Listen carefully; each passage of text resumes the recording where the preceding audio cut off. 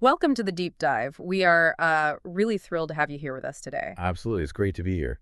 If you were sitting down to design the ultimate superhero today, Oh, right. like the absolute peak of human potential and power, for you listening, you'd probably follow pretty standard formula. You start with the base model and then you just sort of, keep adding to it. Yeah, you had thicker armor. Right. Exactly. Thicker armor, a bigger sword, maybe some lasers if we're going sci-fi. Obviously, you need lasers. Right. We tend to think that the final ultimate upgrade for the quote unquote greatest man would just be this intense amplification of his masculinity, like Yeah. pure, impenetrable, unstoppable force. It is entirely what we've been conditioned to expect, honestly. I mean, in our modern media landscape, the hero hits his ultimate world-saving form by just becoming uh, more rigid, more heavily armed. Right, he gets tougher. Yeah, we view completeness as this extreme concentration of a single trait. But today, we are exploring a source essay that asks you to really rethink everything you know about absolute power and, well, completeness. And it is fascinating stuff. It really is. We have a stack of research here looking at how ancient traditions attempted to picture the absolute, supreme, most realized man. And in trying to visualize that peak, they repeatedly hit a wall. They hit a massive wall. Yeah, across these oldest stories, the ultimate power-up isn't a bigger weapon or a thicker shield. The ultimate tactical maneuver to save the universe is, well, actually a gender transition. Which fundamentally challenges, practically all our modern assumptions. Completely flips them upside down. Right. And we aren't just looking at dry theology today either. This essay traces an incredibly complex concept across thousands of years of human history. From all over the world, too. Exactly. We will be looking at ancient Hindu cosmology, Norse mythology, the spiritual traditions of the indigenous Americas, all the way up to this massive, visceral festival happening literally right now in a modern Indian village. The through line connecting all of this, is the idea that the greatest man is never a closed category. Never. So the core question we're going to explore with you today is profound. Why do our oldest, most foundational stories insist that a male cannot be truly whole or truly powerful without the feminine fused directly into the exact same skin? To really unpack the mechanics of that, we have to look at the absolute peaks of masculinity in Hindu cosmology. Right, the heavy hitters. Yeah, we can start with Shiva. This is Mahadeva, the supreme ascetic, the destroyer of worlds. The ultimate tough guy archetype, in a way. In a way, yes. His defining trait is his total detachment from the material universe. If you were looking for an archetype of untouchable, self-contained male power, Shiva is the blueprint. He sits in meditation on Mount Kailash, completely beyond earthly needs or desires, right? Exactly. He's the ultimate detached observer. But when Hindu iconography wants to depict Shiva not just in his role as destroyer, but at his most complete, his truest, most realized self, it doesn't show him alone. No, it returns to a form called Ardhanarishvara. And that translates to the Lord who is half woman. Right. And we should probably clarify the physical depiction of this form because it's important. Oh, absolutely. This is not a disguise. No, not at all. It is a permanent, biologically fused anatomy. The body is quite literally split down the center vertical line. Wow. Okay. Yeah. The right side is the masculine Shiva, and the left side is the feminine goddess Parvati. Literally half and half. Yes. The left side features the hip, the breast, the distinct fall of hair and clothing of a woman. It is a state of being equally male and female. And this form is worshipped throughout major temples in India, like as one of his most sacred manifestations. It's not just a footnote. Definitely not a footnote. It's central. And the ancient texts, the Puranas, they offer a few different origin stories for how this fusion actually happened. Because they sort of approach the theology from different angles, right? Right. In one version, Parvati wants to feel Shiva's ecstatic trance from the inside. Oh, she wants to be part of it. Exactly. She doesn't just want to be an observer to his power. She wants to experience the internal reality of his meditation. So she is literally folded into his body. That is incredible. And there is also a version focusing on devotion, right? Yeah, where Shiva absorbs her into his own form after she completely surrenders to him on his lap. But I think perhaps the most revealing origin story, it involves Brahma, the creator of the universe. Oh, the creation story, yes. Because according to this text, Brahma is essentially at his workbench trying to populate the cosmos, and he hits a creative wall. He's stuck. Yeah, he's Well, totally yeah. stuck. He can create men, but he lacks the fundamental understanding of how to create women. He's missing the feminine principle. So to solve a cosmic design flaw, I mean, Brahma has to go and beg this combined, fused form of Shiva and Parvati for help. He needs Archanarshvar to teach him the mechanics of creation, right? Because creation requires the interplay of both forces. Exactly. The conclusion these texts reach is really vital for our understanding of the broader archetype. Because the theology looked directly at what perfected, universe-sustaining masculinity would actually require. Right. And the answer was that Purusha, which is the masculine principle of pure consciousness, simply could not function or be whole without Prakriti. The feminine principle of nature and creative energy. Exactly. Fused into the same skin. So Shiva achieves his ultimate form through this like internal structural fusion, but his role is largely characterized by detachment, Right. He's the ascetic. which brings up a really interesting contrast when we look at Vishnu. Oh, completely different dynamic. Yeah, because Vishnu is the supreme preserver. His entire cosmic job description is active engagement, like keeping the universe from collapsing in on itself. He's in the trenches. Exactly. When a deity's job requires them to step into the trenches and actively save the cosmos, the dynamic of gender fluidity takes on a very different, highly tactical function. It becomes a mechanism for pure survival. Because at the two most critical moments in Vishnu's mythology, when the entire fate of the cosmos just hangs in the balance, he doesn't draw his iconic weapons. Which is wild. You'd think he'd pull out a giant sword. Right, but he doesn't. He transitions into a woman named Mohini. And the context for that first transition is the churning of the ocean of milk, right? The Devas, who are the gods, and the Asuras, who are the demons, are engaged in this massive cosmic tug-of-war. Right, they're trying to extract a pot of Amrita. The nectar of immortality. It's the ultimate prize. And the stakes are just absolute, because the moment that pot surfaces, the Asuras overpower the gods and seize it. Right. And if the demons consume the Amrita, the gods lose their immortality permanently. And the cosmic order is just irrevocably destroyed. Brute force has completely failed the gods at this point. It's useless. So Vishnu steps in.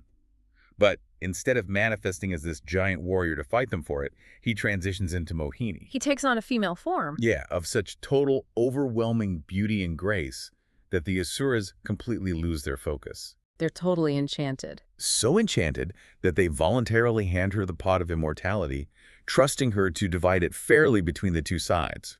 Which is such a brilliant move. Mhm. Mohini just relies on their assumption of her harmlessness. Exactly. She serves the gods first, completely draining the pot. And when an Asura named Rahu attempts to, disguise himself as a god to steal a sip, she just swiftly beheads him. Just takes his head right off. It's the perfect bypass. You know, I was thinking about this. It's kind of like a computer hacker trying to bypass an impenetrable firewall. Oh, that's a great way to look at it. Yeah, like when the battering ram completely fails to get through, Mohini's beauty and patience and wit, they become the master key. Transition was literally the only maneuver that could save the universe. It's amazing. And we see the exact same tactical transition in the story of the demon boss Masira, right? Yes, the second major transition. Yeah. This devotee manages to trick Shiva into granting him a terrifying absolute power. Anyone Basmasura touches on the head will instantly be reduced to ash. It's gone. And the very first thing the demon attempts to do is test this power on Shiva's own head. Talk about the ultimate backfire. Shiva is forced to run for his life. Right. And it's really worth noting here, Shiva is the deity who is already half-woman in his ultimate form. Right, the Ardhanarishvara form. Exactly.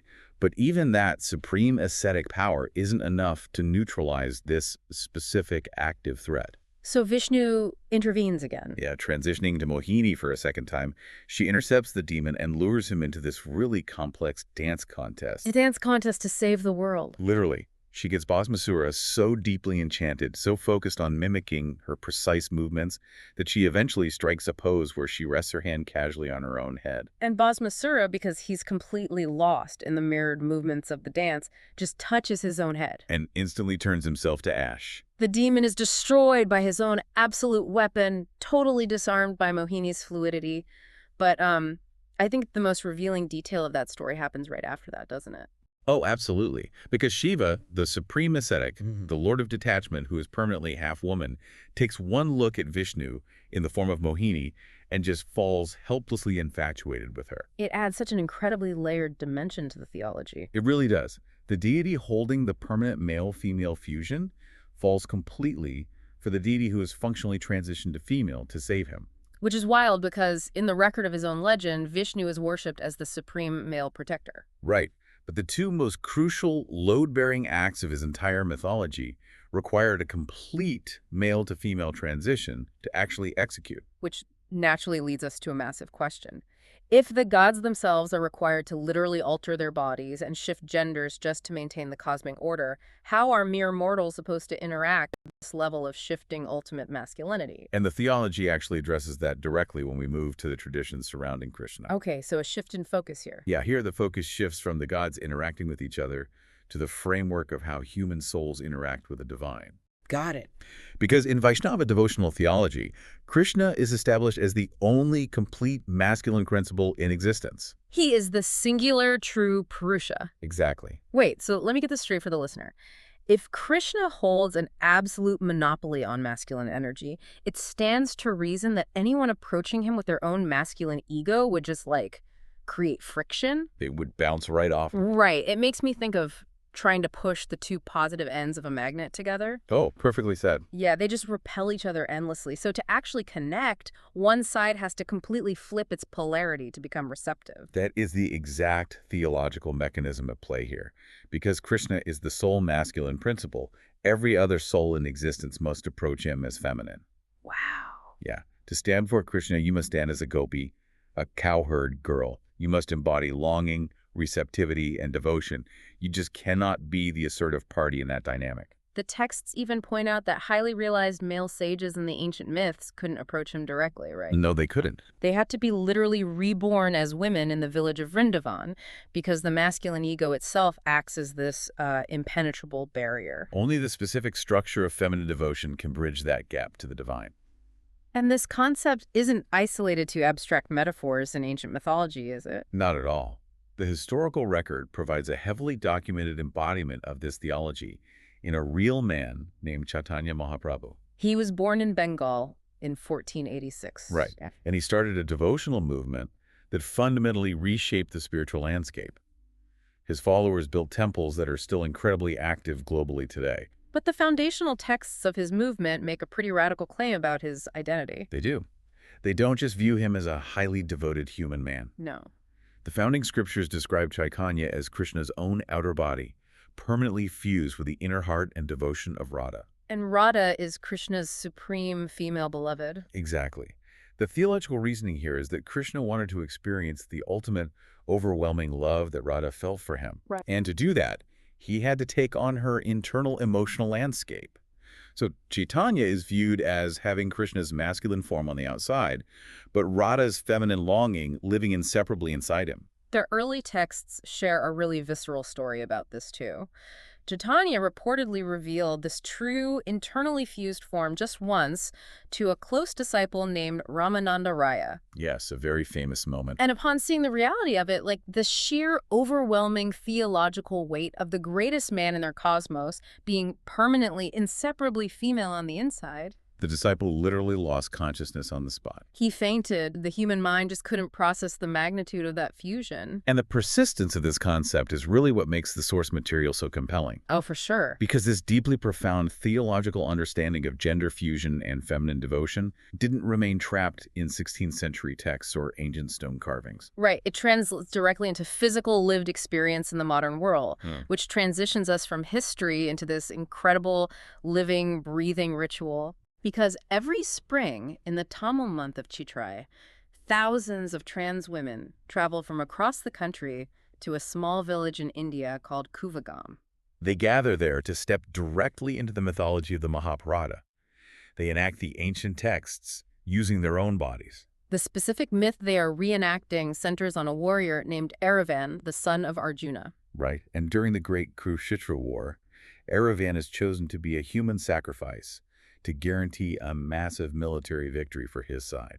He accepts his fate, but before he is sacrificed, he has one final request. He wants to experience marriage. But it's an impossible request under normal societal rules. Of course. Marrying a man who is scheduled to be sacrificed the very next morning means accepting a lifetime of severe, marginalized widowhood after just a single night. And no biological woman is willing to take on that devastating societal burden. Right. So when no one steps forward, Krishna intervenes. He transitions once again into Mohini. Yes. Mohini marries Aravan, fulfilling his final wish. They spend the night together. And then, the next morning, the sacrifice is carried out. Leaving Mohini to experience the intense, world-shattering grief of becoming a widow. And at the Kuvagam festival today, this myth is brought to life. It's an actual festival happening right now. Exactly. Transgender women arrive and dress as Mohini.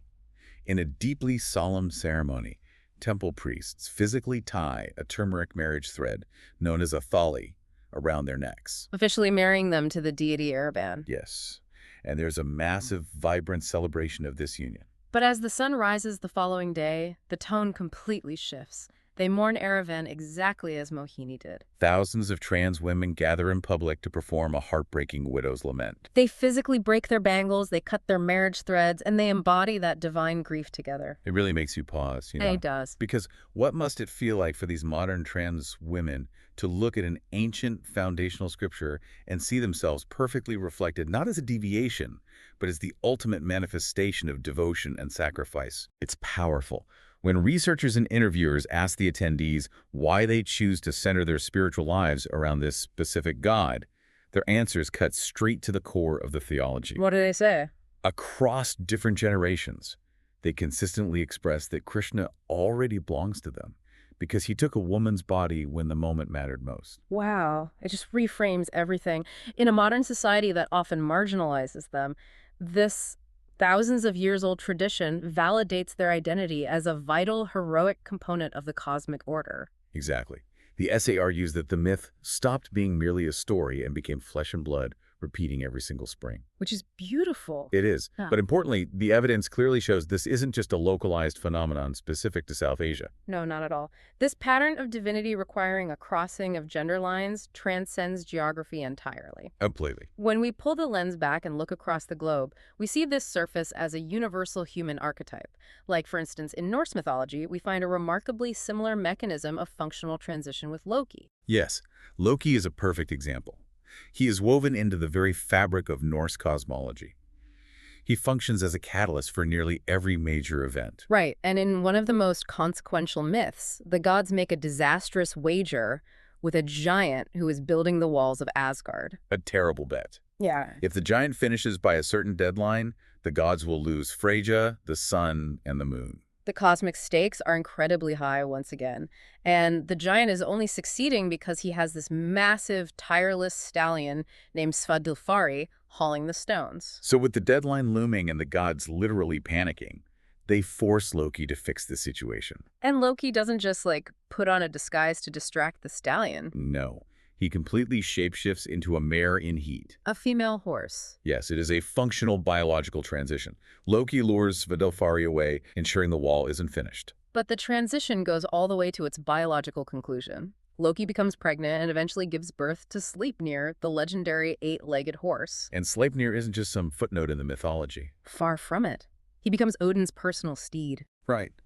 Odin's supreme power as the chief god. His ability to travel instantly between the different realms of the Norse cosmos relies entirely on this specific horse. Which is incredible to think about. The most important consequential birth in that entire mythos, the key to the Allfather's mobility, comes directly from a male god's complete functioning transition into a female. It's exactly the same pattern. And we see a similar understanding of completeness rooted deeply in the indigenous Americas, too. Right. Long before European contact, numerous native nations held distinct, highly structured ceremonial roles for individuals who carried both masculine and feminine spirits simultaneously. These traditions are often gathered today under the umbrella term of two-spirit. Yes, and the crucial sociological and spiritual distinction here is that being two-spirit was historically understood as a specific, elevated spiritual responsibility. It wasn't viewed as a biological deviation that needed correction. Not at all. Because these individuals held both the masculine and feminine perspectives within themselves, they were seen as possessing a much wider vision of the world. They functioned as mediators, healers, and balance keepers for the community. I mean, if you needed someone to bridge a divide or see a problem from every conceivable angle, you turn to the person who inherently embodied the full spectrum of the human experience. And exactly that principle surfaces again with the Hijra communities across South Asia. Alongside their connection to Krishna as Mohini, they carry a deep devotional lineage to the goddess Bahuchara Mata. It seems like wherever a culture has genuinely tried to picture ultimate completed divinity or the highest function of human spirituality, this thread surfaces. And the essay's core thesis really is that the category of the greatest man was never historically closed off from the feminine. You know, I keep visualizing it like a color wheel. Oh, how so? Well, if you shine a red light, it's intense, it's focused, and it certainly has power. Right. But you cannot create pure white light, that true, blinding, all-encompassing completeness, by just intensely shining more and more red light of masculinity. To achieve pure white light, you fundamentally need the full spectrum combined. That is a perfect analogy. The source texts are arguing that very point. Completeness, historically, always required crossing the boundary. Always.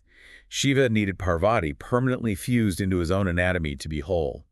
Vishnu's world-saving interventions required him to literally stop being male when the cosmic moment demanded it. Loki had to mother a horse to secure Odin's power. And Chaitanya Mahaprabhu, venerated as carrying masculine perfection, is worshipped specifically because he possesses a feminine heart. The implication for today is just profound. When we look at trans women, like the thousands of attendees enacting the myth at the Kuvagam festival, the historical sources suggest they aren't a deviation from this ancient greatest man archetype. No, they are its most literal, living continuation. They are the physical spaces where the myth just kept happening, generation after generation. Let's take a moment to recap the incredible terrain we've covered today. We covered a lot of ground. We really did. We started by looking at Shiva, permanently split down the middle, holding half-female anatomy as the ultimate manifestation of his power. Then we watched Vishnu bypass brute force entirely, saving the universe time and again by transitioning into Mohini. And we explored how approaching the ultimate male energy of Krishna requires dropping the masculine ego entirely to adopt feminine devotion. Following that underlying logic from ancient Puranic texts right into the real-world grief and celebration of the Kuvagam festival. Stretching the lens across the ocean to Norse shapeshifters and the elevated spiritual responsibilities of indigenous two-spirit traditions. These stories show us that humanity's oldest, most revered traditions did not view crossing gender lines as a weakness or some modern anomaly. They viewed it as the ultimate manifestation of tactical power, of supreme sacrifice, and of true wholeness. Which leaves us with a necessary and perhaps challenging final thought to consider for everyone listening. Yeah. If our ancestors understood that the most realized, powerful figures in their cosmos had to embrace and embody both halves of the human experience in order to save the world, what does our modern obsession with locking people into rigid, unyielding gender categories actually cost us? Are we artificially limiting our own capacity to reach our full human potential by rejecting the very fusion that our oldest stories celebrated as the ultimate power?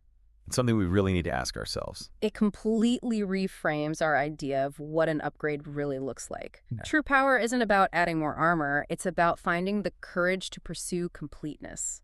Thank you for taking this deep dive with us today. Keep questioning the defaults, keep exploring the narratives around you, and we will catch you next time.